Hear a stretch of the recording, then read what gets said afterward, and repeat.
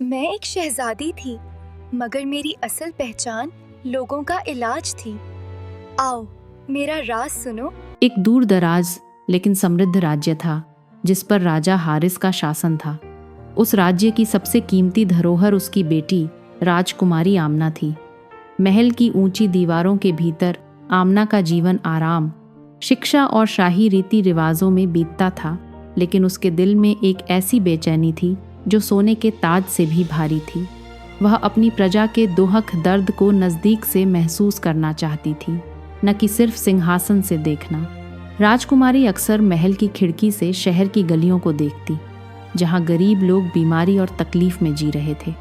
कई बार उसने दरबार में हकीमों और वजीरों से जनता की हालत सुधारने की बात की, लेकिन बातें कागजों से आगे न बढ़ सकीं। तब आमना ने मन ही मन एक फैसला किया, वह खुद मैदान में उतरेगी।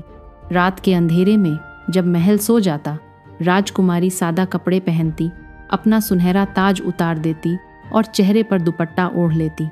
उसने चिकित्सा की शिक्षा गुप्त रूप से प्राप्त की थी, जड़ी बूटियां, मरहम और इलाज के तरीके सीखे थे। शहर के लोग उसे नकाबपोश वैद्य के नाम से जानने लगे। कोई नहीं जानता था कि यह दयालु वैद्य वास्तव में उनकी राजकुमारी है।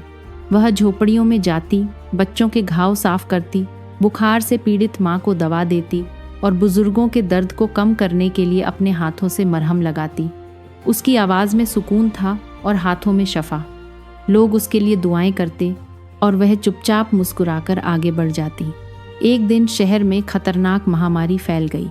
हकीम घबरा गए, महल में डर का माहौल छा गया। राजकुमारी ने नकाब ओढ़ा और दिन रात जनता के बीच रहकर मरीजों की सेवा करने लगी।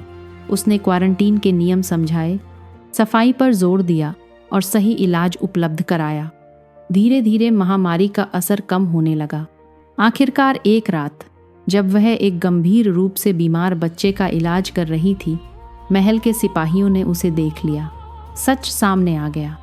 अगले दिन दरबार में खामोशी थी। जब राजा हारिस ने बेटी की कुर्बानी और सेवा की कहानी सुनी तो उसकी आंखों में आंसू आ गए। उसने ऐलान किया कि राजकुमारी आमना राज्य की पहली शाही डॉक्टर होगी और इलाज सबके लिए मुफ्त होगा। उस दिन के बाद आमना ने फिर से ताज पहना, लेकिन उसके दिल में वही सादा कपड़े वाली डॉक्टर जिंदा रही। प्रजा समझ गई कि असली राजकुमारी वही होती है जो सिंहासन से नहीं, दिल से शासन करे।